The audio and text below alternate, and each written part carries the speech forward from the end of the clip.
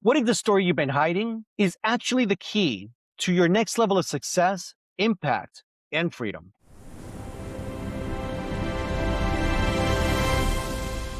This episode's guest is an internationally acclaimed filmmaker, thought leader, and founder of the #1 international best-selling book series, A Journey of Riches, a global platform amplifying transformational voices and stories of human potential. His work centers on one enduring theme: the power of adversity to awaken greatness. His documentary, The Gift of Adversity, received worldwide recognition, earning Best Inspirational Film at the Titan International Film Festival, multiple Best Feature Documentary Awards across India and Europe, Best First Time Director at the Portugal Indie Film Festival, Best Documentary at the Madoni Film Festival in Sicily, and finalist honors at the AME International Film Festival, featuring renowned voices including Jack Canfield, John Demartini, Dr. Michael Beckwith,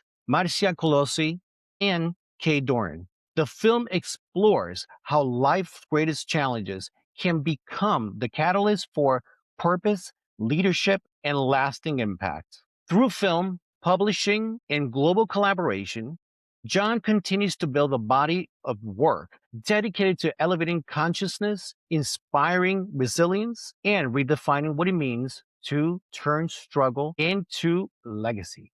Glovisor welcomes John R. Spender. Hello.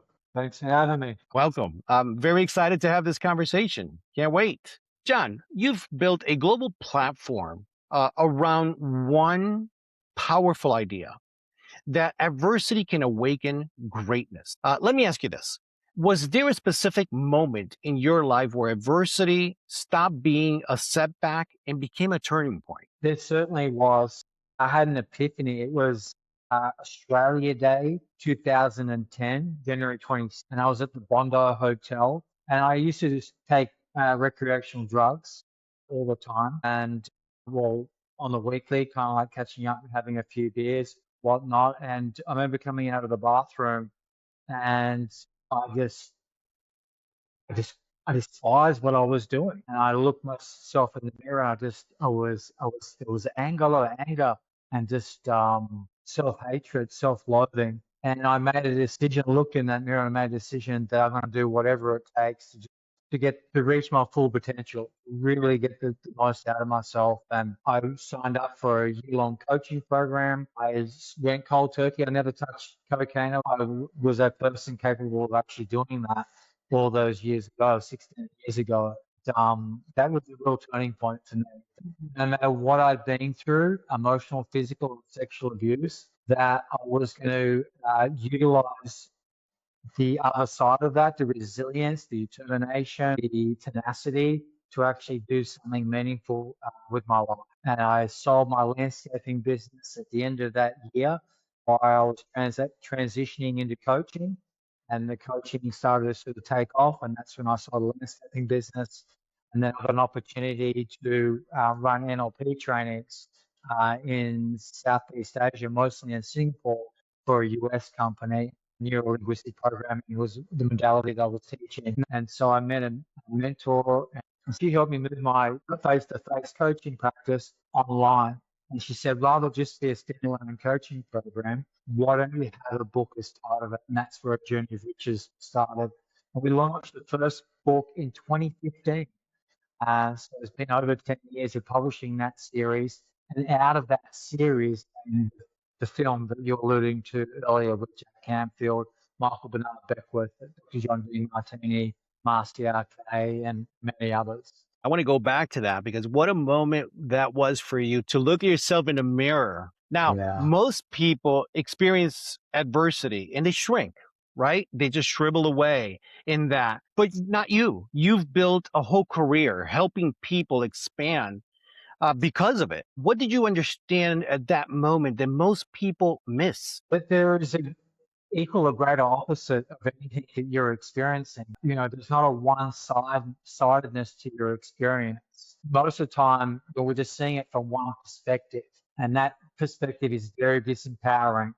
and it leads to a whole spiral of habits of thinking behavior that don't serve you. Rather than asking yourself more empowering questions like, how did this serve me? Do I have to step up to become? What is the hidden gift in this challenge? Who do I have to be? So more empowering questions that lead to empowering responses. It doesn't always feel so great, but once you get past that, you start to see that, wow, okay, it's given me resilience. I didn't give up so easy this time around. And if you calibrate a lot of the things that you say were really bad, or you're a victim of this or that, I'm going to see the other side of it.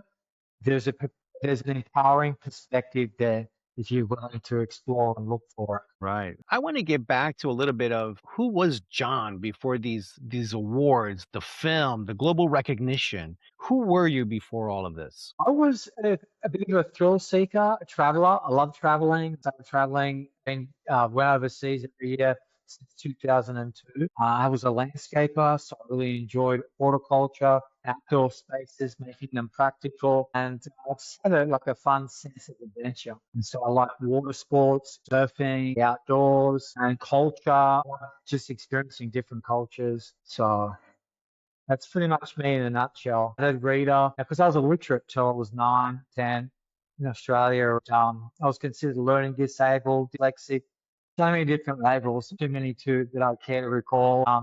I just didn't let those things define me. And I had a second grade teacher who brought my difficulties to the attention of my mom. She'd gone through a nasty divorce, so she was like raising 3 kids on her own for a while. And then I ended up getting tutoring, after school tutoring. And that was another real turning point to me, and fell in love with reading.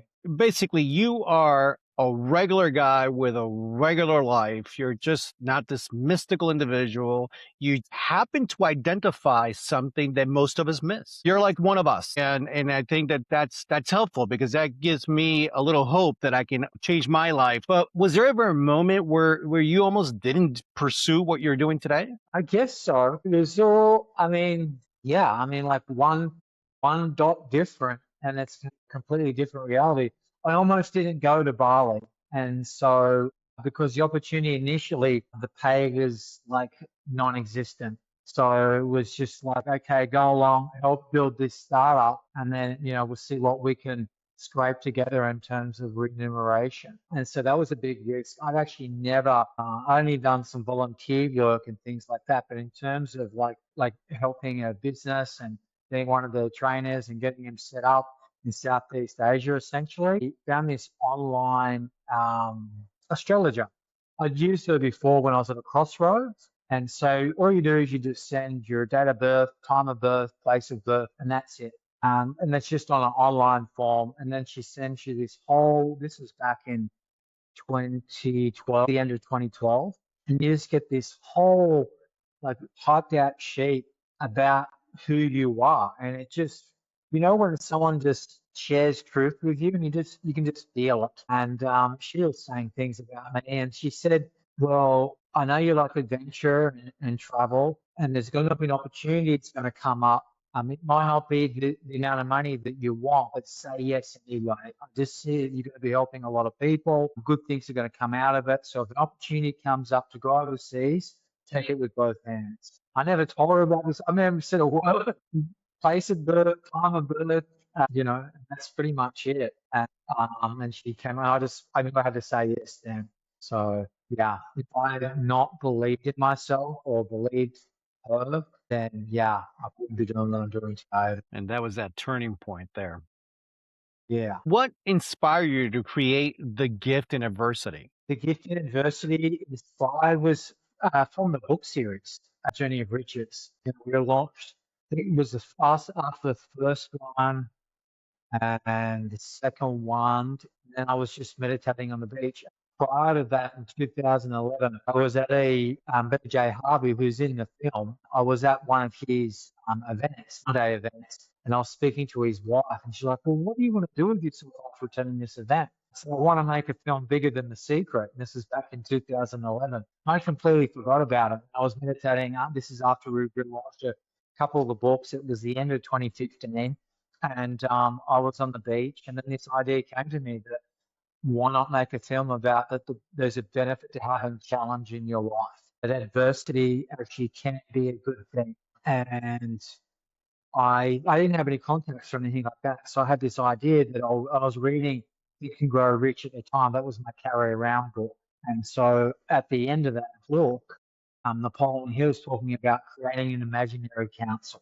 These are the thought leaders and people that have just created something amazing that has impacted humanity immensely and in such a positive way. And so I went home and made a vision board and just had Jack Canfield, Dr. John Demartini, Mark Victor Hansen, Tony Robbins, Wayne Dyer, Cheryl Richardson, all those different thought leaders. And I just started having these imaginary council meetings. And then after a while, their personalities would come up.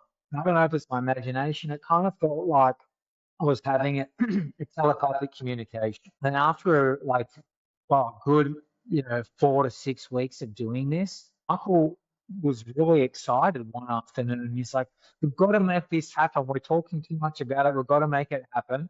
And in my mind, it was very animated. And just a reminder, this is an imaginary conversation. Like I was just kind of, but it felt so real. It felt telepathic. And he said, well, I love the vision. Like, let's make it happen. And I was a little bit confused. I'm like, well, how?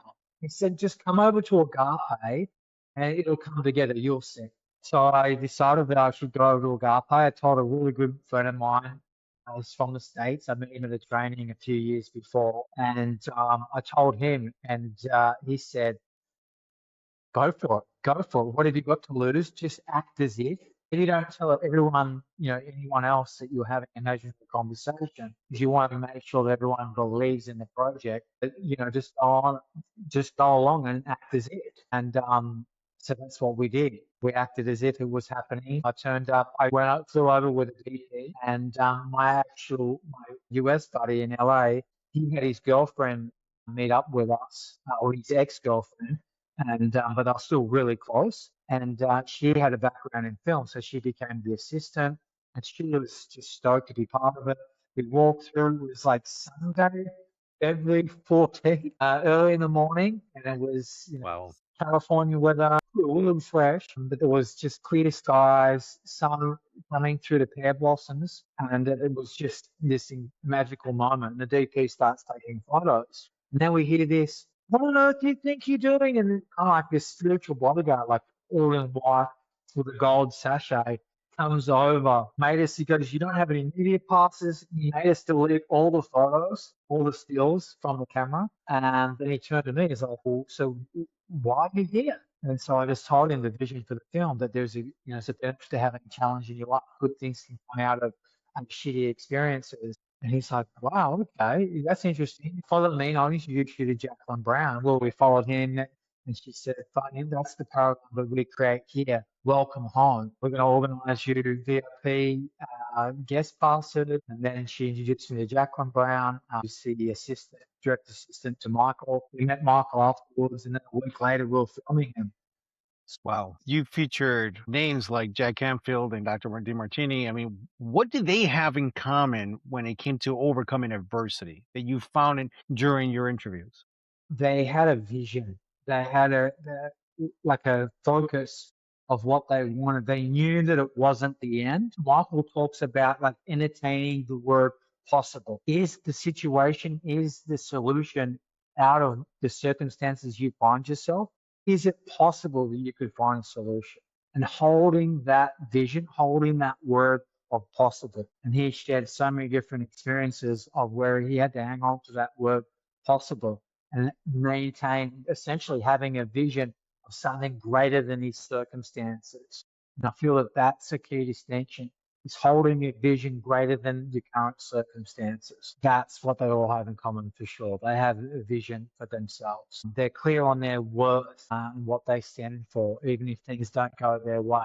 They know that maybe it's leading to things, leading to something better. And so it's not something to be afraid of. It's something to almost celebrate or to like welcome with a clear mind. So I'm seeing both sides of the coin, so to speak. And I'm sure the having a vision applies to either your personal life, and I would imagine this also applies to your business.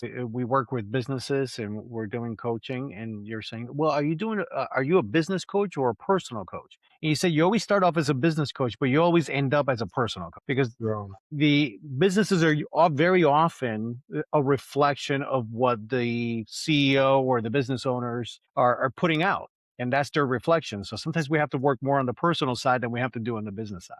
So that's Yeah, so very true. true. So why do you think that some people break under that pressure while others build something extraordinary like you did? Well, it's like a muscle. To have that level of fortitude, resilience, and tenacity, you need to work at it. It just doesn't happen overnight. And, I don't believe there's no real overnight successes really that lasts a long time. You speak to any overnight success and they tell you about the preceding the 10 years beforehand. It's a step-by-step process and just go to the next step in front of you. You know, that step is going to get you out of your current situation, even just a little bit, then take that step and, get a foundation from there and then take the next step and then the next step and the next step and the next step and many small steps. You can travel a long way. You can move through challenges, but it doesn't happen overnight. Most of the time, it's a step-by-step process. That's right. A marathon starts with the first step. Is adversity required for greatness, or can someone just achieve it without going through that hardship? I don't know of anyone. I haven't heard of anyone. I mean, you think of Tom Brady. He's won like 6 championship rings. I mean, he struggled to get on the side to make the NFL. He really struggled. He was like this third string quarterback, and there was a number of injuries, and he finally got his opportunity. He was renowned for his work ethic and not non-quit attitude and just his bulldog tenacity.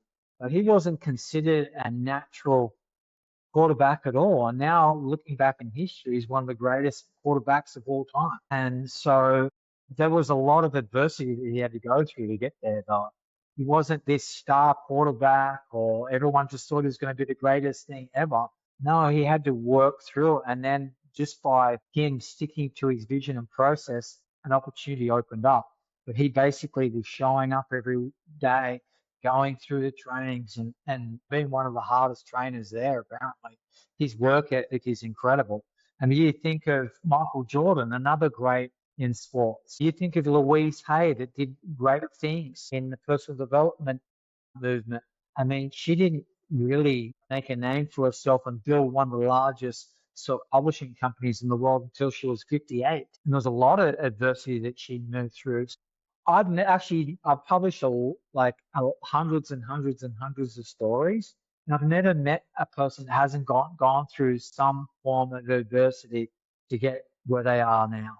And I feel that just you expand, it grows you, and it doesn't mean your challenge is getting less. You're able to actually what was maybe like a level 10 challenge is now only a level 5 challenge for you. And then now currently your level 10 challenges, if you keep working through them, you show up, you see it for what it is, not more than what it is. You're grateful for the things in your life, and you just keep that due diligence of that consistency, showing up, then those challenges end up being level 7 challenges.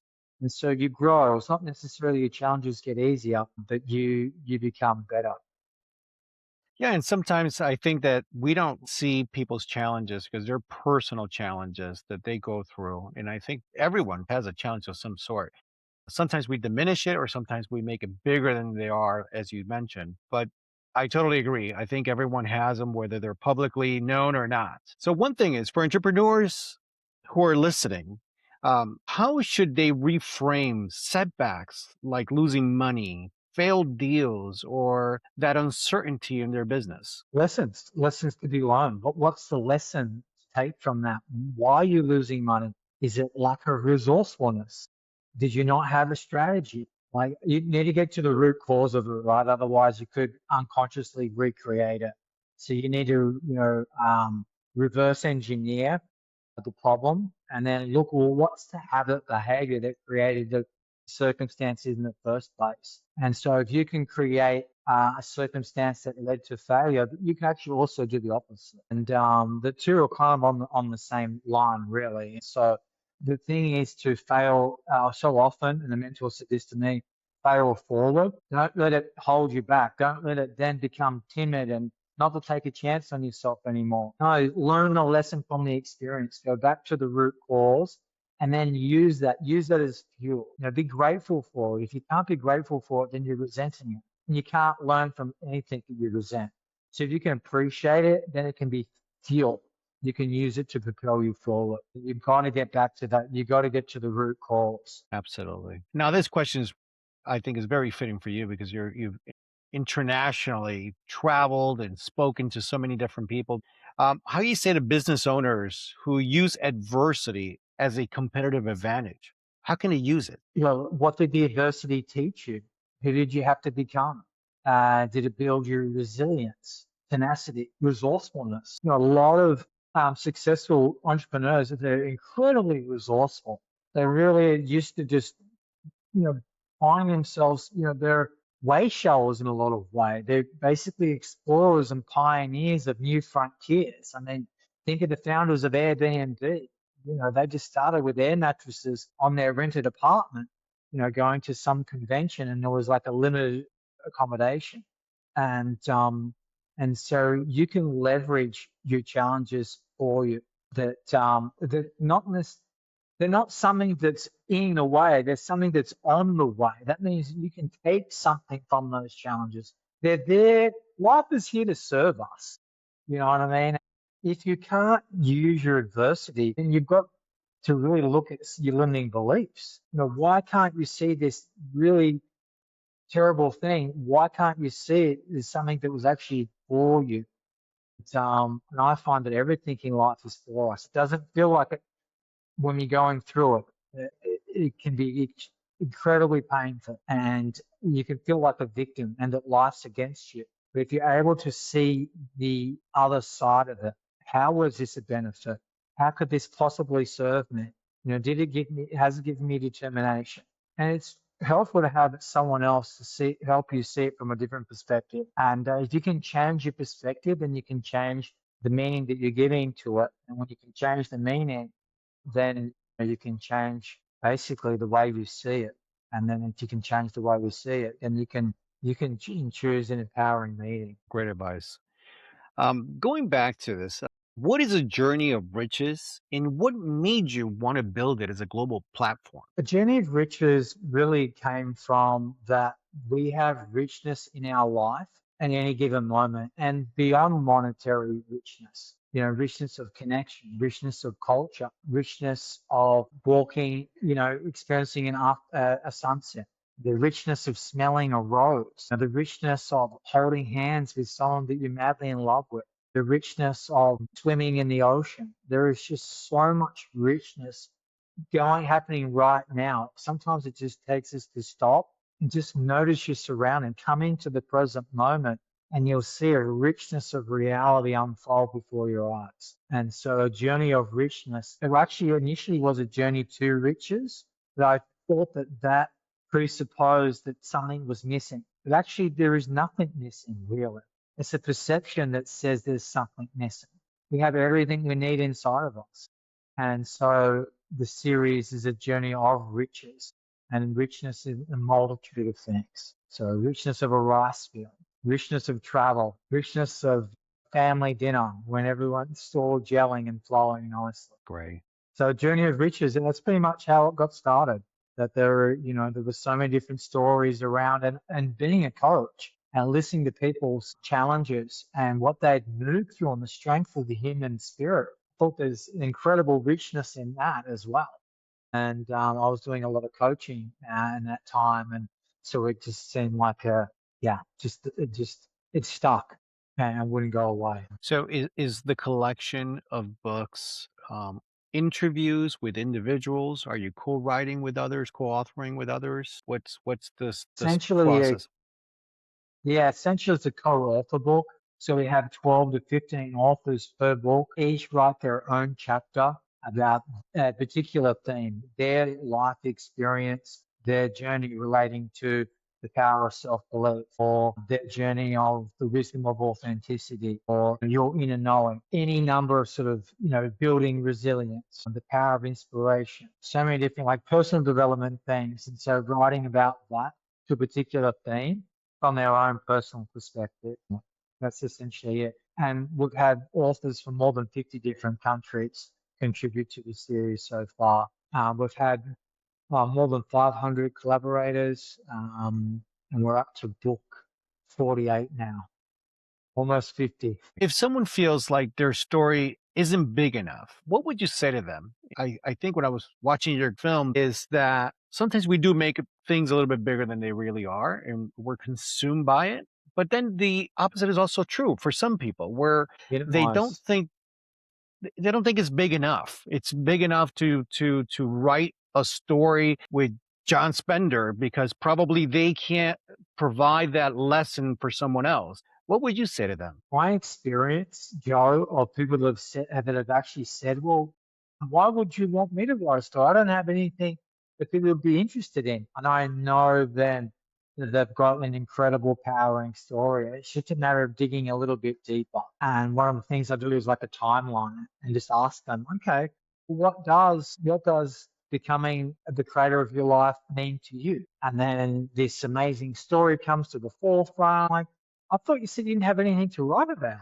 And so it's just a matter of just doing a little bit of excavation, one or two questions, and sure enough, a story just, comes to the forefront. I had one particular woman that said that, and it turned out that she was a widow, and her journey with her husband who had this debilitating disease, and how she had learned to be there with him, the whole story of how they met, then having two children together, and how when she was going through the tough time of, the burial and the funeral and so on and so forth, how the community came together, threw the hat around and made sure that she didn't go without. The needs were met. And so it just was this whole empowering, like incredibly painful, but also incredibly empowering experience for her. And she was like, well, if I can do that and survive that, I can do anything. But she just wasn't really looking at it that way. Part of it was she was looking at it at loss. Part of it she wished, her partner was still there. And part of it was like, well, life happens. She just never thought that and now she's gone on to, write, several of her own books. She's a coach, she gives talks, and she's in Florida. And yeah, it's quite extraordinary. And she started out, I don't have anything interesting to share. So I hear it a lot. And it's just another little bit of excavation. And probably that thing that you went through, you feel that no one's interested in, is a whole, almost like a Pandora's box to explore that will not only heal and liberate you to another level, but also those reading it as well. It's true.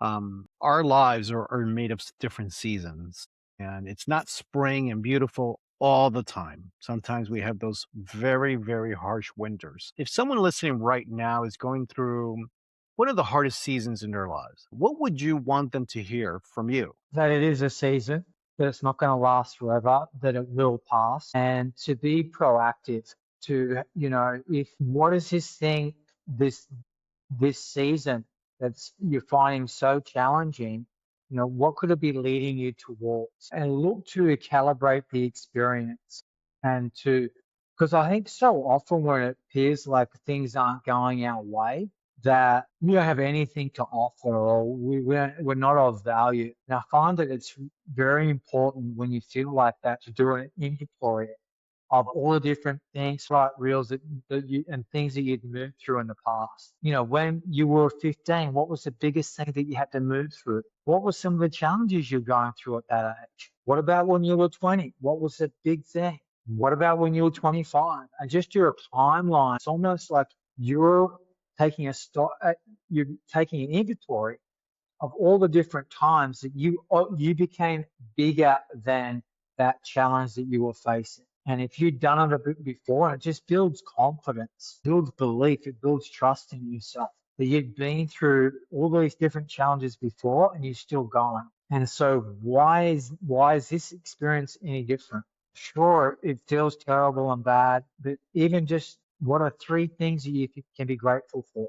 So going through doing the stock take of doing a reflection, all the different times that you had to overcome the challenges that you were faced with. And so you've done that before. And also, like, what about your value and your worth? Like, how much have you already invested in yourself? Okay, maybe this one thing's not going as you expected, or, a loved one passed, or, just something happened that in your eyes in the present moment, it really feels like a catastrophe. And rather than let it beat you down, you could even then look at your value and worth, or how many hours have you spent doing, how much money have you invested in personal development trainings? How much time have you invested in yourself so far? And really looking at in terms of like hours and a monetary value, that can also help as well. So anything that's going to raise your self-worth, help you change your perspective that, you know what, you've overcome challenging things before. Why is this anything different? And looking for the lesson, and a vision. Where would you like to be? I find that people that move beyond where they are don't basically don't see this as their reality. It's just where they are now. It's not their end reality. And the reminder that it isn't just the season. And this is the season to get really focused, to get really clear on what is it that you do want? What do you want to track more of? And to get, when we're in challenging times, or, things aren't going our way, quote unquote, then that's the time to get laser focused. And what is it? Get super clear on what is it that you do want in your life? What do you want to stand for? What's your mission? Who do you want to become? You just get super clear on that. Don't stare at the closed door. Don't look at the rain and expect it's going to be like that day after day. Because what we focus on expands. Imagine seeing the sun come through the clouds again, so to speak. Absolutely. And good or bad, this too shall Uh, pass, right? yeah. So Amen. when it's good, enjoy it. And when it's bad, just know that the good is coming soon. So, John, if you had to give someone a simple framework, a few steps on how to turn adversity into opportunity, what would that look like? Adversity into opportunity. Again, it is an opportunity because it does get you super, for me, in my experiences, when I've gone through an adversity, I've gotten really clear on what is it that I want? What is the challenge? How do I overcome it? How do I move through it? What is it teaching me? What are the lessons? Who's gone through it before me and made it through the other side? Maybe you might read their autobiography. Success leaves clues. Tony Robbins says that a lot, and it's so true. And that we can learn from other people. One of the things that I mentioned before was creating imaginary counsel. And I just imagine these people telling me wisdom and speaking belief into me. And you can do that too. If you don't have a lot of resources, there's YouTube videos, there's podcasts, you can access them for free. And so it's never been easier to transform adversity into your greatest blessing. There's a lot of solutions out there. There's a lot of people that have moved through challenges, and history is full of them. Why not do something revolutionary? Go to your local library and look at some inspiring biographies. I guarantee one common thread through them is that they'd moved through adversity and then they never thought that they would move through it. All the people, all the greats, anyone that's done anything meaningful in their life, anyone has moved through some form of adversity, and they've taken that and reflected, you know what? That worst day that I experienced is now is a blessing. And if I didn't go through that, I wouldn't have what I have today, because it forced me to focus. It forced me to get clear on who I am, what I stand for, what are my values, why am I here, and to create deeper levels of meaning in their life, purpose, and get super passionate, driven, and determined and focused.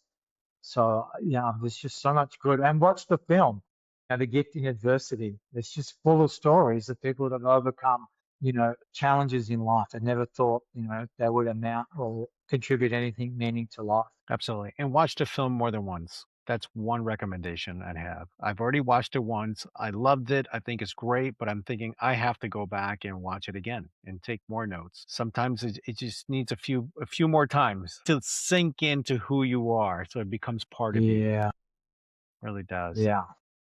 So, John, who should be reaching out to you and how can they connect with you? Well, yeah, anyone that's got a story to share or thinks they don't have a story to share, reach out to me at journeyofriches.com on the website. John, thank you so much for the great conversation. It was really inspiring.